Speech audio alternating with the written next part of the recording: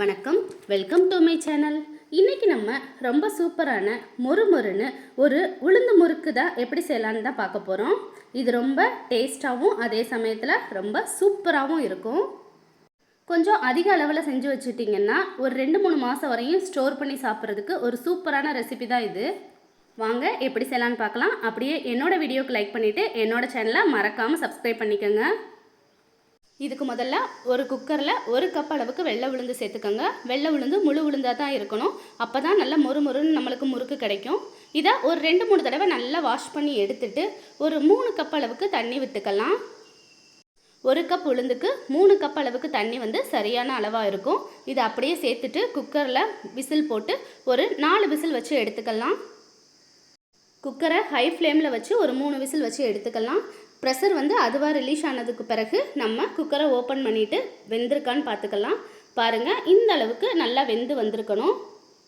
இந்த அளவுக்கு நல்லா சாஃப்டாக வெந்ததும் இதை அப்படியே ஒரு மிக்ஸி ஜாருக்கு மாற்றிக்கலாம். உளுந்து நல்லா ஆறின பிறகு தான் நம்ம மிக்ஸி ஜாருக்கு மாற்றி அரைக்க முடியும். தேவைப்பட்டால் கொஞ்சோண்டு தண்ணி மட்டும் தெளித்து இதை நல்லா நைஸாக அரைச்சி எடுத்துகிட்டு வந்துக்கலாம். எந்த அளவுக்கு முடியுமோ அந்த அளவுக்கு நல்லா நைஸாக அரைச்சிட்டு ஒரு பவுலுக்கு ட்ரான்ஸ்ஃபர் பண்ணிக்கலாம். நான் சின்ன மிக்சியில் அரைக்கிறனால 2 பேட்சாக போட்டு தனித்தனியாக அரைச்சி எடுத்துகிட்டு வந்துக்கிறேன். பெரிய மிக்சியாக இருந்தால் ஒரே பேட்ச்லேயே நம்ம அரைச்சி எடுத்துகிட்டு வந்து ஒரு பவுலுக்கு மாற்றிடலாம். இந்த அளவுக்கு நல்லா கெட்டியாக இருக்கிற மாதிரி அரைச்சி எடுத்துக்கலாம். இப்போ நம்ம எந்த டம்ளரில் உளுந்து அளந்தோமோ அதே டம்ளரில் ஒரு 4 டம்ளர் அளவுக்கு அரிசி மாவு எடுத்துக்கலாம். இது கடையில் கிடைக்கிற அரிசி மாவாக இருந்தாலும் சரி, இல்லை வீட்டில் நீங்கள் அரைச்சி வச்ச அரிசி மாவாக இருந்தாலும் சரி, எந்த அரிசி மாவாக இருந்தாலும் சரி, ஒரு 4 கப் அளவுக்கு நம்ம மாவை எடுத்துக்க போகிறோம். 4 கப் மாவுங்கிறது ஒரு சரியான அளவாக இருக்கும். மாவு நல்லா சாஃப்டாக இருக்கணும், எந்தவித கட்டியும் இல்லாமல் இருக்கணும். அப்படி ஏதாவது கட்டி இருக்கிற மாதிரி இருந்துச்சுன்னா நீங்கள் சல்லடையில் சலித்து இதை சேர்த்துக்கலாம். இப்போ இதில் 1 ஸ்பூன் அளவுக்கு ஓமம் சேர்த்துக்கோங்க. 1 ஸ்பூன் கருப்பு எள்ளு சேர்த்துக்கோங்க. வெள்ளை எள்ளாக இருந்தாலும் சரி, கருப்பு எள்ளாக இருந்தாலும் சரி, 1 ஸ்பூன் அளவுக்கு சேர்த்துட்டு இதுக்கு தேவையான அளவு உப்பு சேர்த்துட்டு எல்லாத்தையும் ஒன்றா நல்லா மிக்ஸ் பண்ணி விட்டுக்கலாம். இப்போ கையை வச்சு நல்லா மிக்ஸ் பண்ணி விட்டுக்கலாம். உளுந்தில் இருக்க தண்ணியே இதுக்கு போதுமானதாக இருக்கும். தேவைப்பட்டால் மட்டும் கொஞ்சம் தண்ணி தெளித்து நீங்கள் மிக்ஸ் பண்ணி விட்டுக்கோங்க. இப்போ ஓரளவுக்கு நல்லா மிக்ஸ் பண்ணதும் இதில் ஒரு 2 டேபிள் ஸ்பூன் அளவுக்கு நல்லா காய்ச்சின எண்ணெயை இதோடு சேர்த்துக்கலாம். எண்ணெய் சேர்த்த பிறகு கை வச்சு நல்லா மிக்ஸ் பண்ண முடியாது, அதனால் ஒரு ஸ்பூன் வச்சு நல்லா மிக்ஸ் பண்ணி விட்டுக்கோங்க. இந்த அளவுக்கு நல்ல மாவு சாஃப்டான மாவாக பிணைஞ்சு வச்சுக்கணும். மாவு நல்லா இலக்கமாக இருந்தால் மட்டும்தான் முறுக்கு புளியறதுக்கும் நம்ம ஈஸியாகவும் இருக்கும், சூப்பர் டேஸ்ட்லேயும் கிடைக்கும். இப்போ இந்த மாதிரி முறுக்கு உலக்க நம்ம எடுத்து வச்சுக்கலாம். 2 பக்கமும் நல்லா எண்ணெய் தடவி வச்சுக்கோங்க. ஒரு சிலிண்டர் ஷேப்பில் இதை மாவை நம்ம உருட்டிட்டு இந்த முறுக்கு அச்சுக்குள்ளே உள்ளே வச்சு ஃபில் பண்ணி வச்சுக்கலாம். நான் இதை செய்கிறதுக்கு ஒரு 2 கரண்டி தான் எடுத்து வச்சுருக்கேன். அந்த 2 கரண்டிலையும் மேலாப்பில் நம்ம எண்ணெய் தடவிக்கலாம். எண்ணெய் தடவின பிறகு இந்த மாதிரி ஷேப்பில் நம்ம புழிஞ்சு எடுத்துக்கலாம். கொஞ்சம் பொறுமையாக புளியணும், ரவுண்ட் ஷேப் வர்ற மாதிரி. இந்த மாதிரி புழிஞ்சு விட்டுட்டு ஓரத்தை நம்ம இதில் ஒட்டி வச்சிடலாம். அப்போ தான் எண்ணெயில் போடும்போது முறுக்கு நம்மளுக்கு பிரியாமல் நல்லா வரும். இந்த மாதிரி எல்லாத்தையும் நம்ம செஞ்சு வச்சுக்கலாம்.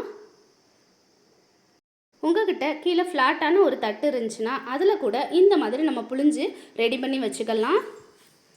தட்டில் பிழியும் போது நல்ல பெரிய முறுக்காகவும் நல்ல ரவுண்ட் ஷேப்லேயும் சூப்பராக நம்மளுக்கு கிடைக்கும்.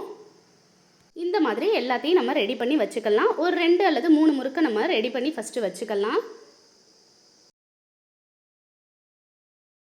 இப்போ ஒரு அகலமான பேனில் எண்ணெய் நல்லா சூடானதும் அடுப்பை மீடியம் ஃப்ளேமில் வச்சுட்டு நம்ம செஞ்சு வச்ச முறுக்கை ஒன்றொன்னா இதில் போட்டுக்கலாம்.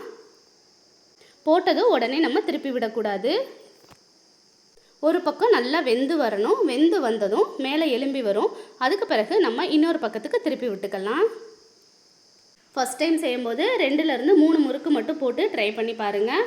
அப்போ தான் உங்களுக்கு ஃபினிஷிங் கரெக்டாக வரும்.